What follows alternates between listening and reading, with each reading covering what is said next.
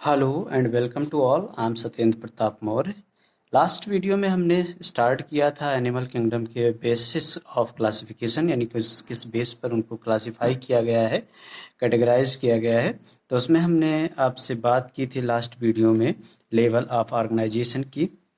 In this video I am going to explain circulatory system, symmetry, digestive system etcetera. जितना भी limit में होगा ये अच्छे से समझने का प्रयास करते हैं। Let us start now. शुरू करते हैं कि किस किस बेसिस। सबसे पहले मैंने लिया है सर्कुलेशन या सर्कुलेटरी सिस्टम की बेस पर। अगर हम कैटेगराइज करें तो दो कैटेगरी होती है, एक ओपन सर्कुलेटरी सिस्टम और एक क्लोज्ड सर्कुलेटरी सिस्टम। ये ओपन सर्कुलेटरी सिस्टम क्या है और क्लोज्ड सर्कुलेटरी सिस्टम क्या है, हम देखते हैं। On the basis of circulatory system, the animals are grouped into two types। दो अलग अलग टाइप्स के हैं। सबसे पहले मैंने यहाँ लिखा है first open type and second closed type. First को एक्सप्लेन किया है, क्या है, when blood is pumped out of the heart and the cells and tissues are directly bathed into it। Example में मैंने लिया है आर्थ्रोपोड्स या आर्थ्रोपोडा, जितने भी इंसेक्ट हैं वहां पर। कहने का मतलब क्या हुआ कि जब ब्लड हार्ट के द्वारा पंप किया जाए और वो किसी स्पेशल वेसल में यानी किसी स्पेशल पाइप से होता हुआ ना जाए, वो बॉडी के कैविटी में फ्लो करे, बॉडी के बीच में जो स्पेस हो उसमें जब फ्लो करता हुआ आगे बढ़े, तो ऐसे सर्कुलेशन को हम लोग कहते थे ओपन सर्कुलेटरी सिस्टम। यहाँ आपको ध्यान रखना है कि यहाँ पर क्या नहीं पाया जाएगा, यहाँ पर ब्लड वेसल्स एब्सेंट होती हैं। क्या एब्सेंट होती हैं? ब्लड वेसल्स एब्सेंट होती हैं। एब्सेंट होने के कारण ही इनको हम लोग कह देते हैं कि ओपन सर्कुलेटरी सिस्टम। इसका सबसे अच्छा एग्जाम्पल है आर्थ्रोपोड्स, यानी फाइलम है। इससे बिलोंग करते हैं जितने भी एनिमल। वैसे हम लोग मोलस्का को भी रखते हैं, लेकिन मोलस्का को हमने यहाँ पे इंक्लूड नहीं किया है, लेकिन ध्यान रखना मोलस्कन्स भी इसी में आते हैं। दूसरा आता है क्लोज्ड सर्कुलेटरी सिस्टम। यह क्लोज टाइप का सर्कुलेशन क्या है, यहाँ पर क्लोज मतलब बंद, ओपन मतलब खुला। साफ साफ पता नाम से पता चलता है। When blood is circulated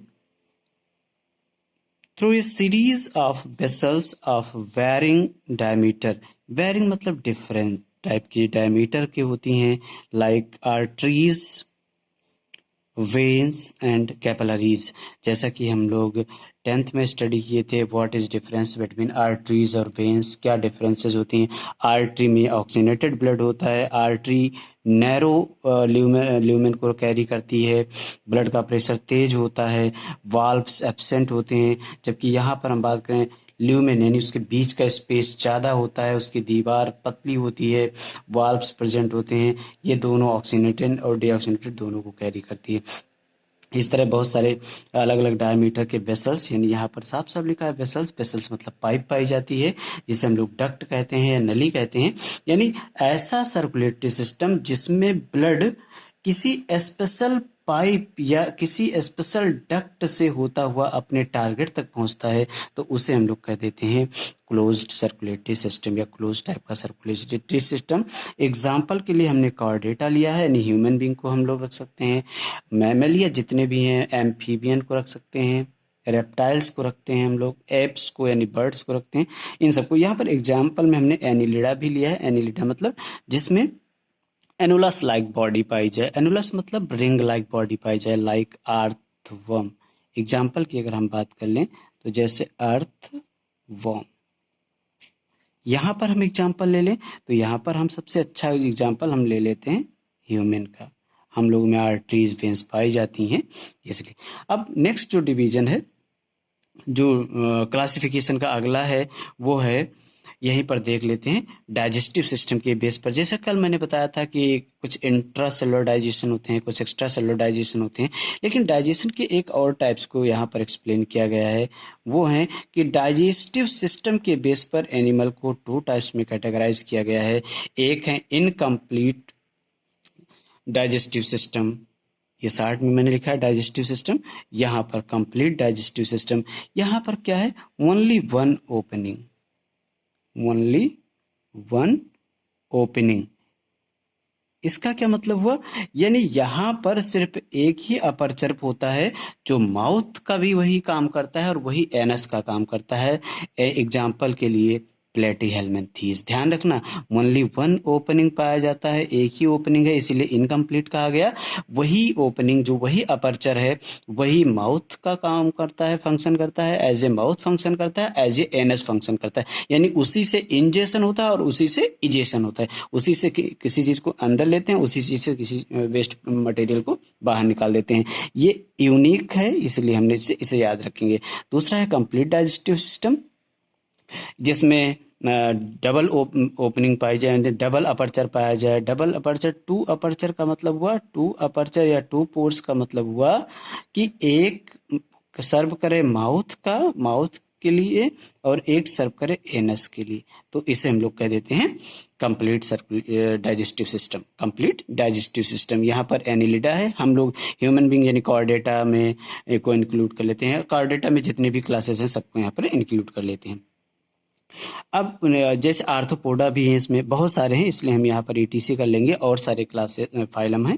अब नेक्स्ट हम देखते हैं सिमेट्री। सिमेट्री क्या है, किसी भी चीज को डिवाइड कर देना, यानी उसके, यहाँ पर हम एनिमल की बात कर रहे हैं तो उसके बॉडी प्लेन को डिवाइड कर देना। अब डिवाइड करने का मतलब क्या हुआ, किसी ऑर्गेनिज्म को किसी एक सेंटर एक्सिस मान के उसे टू इक्वल हाफ्स में डिवाइड करना, दोनों मिरर इमेज बन रहे हो एक दूसरे के, ध्यान रखना, इसी को हम लोग सिमेट्री कहते हैं।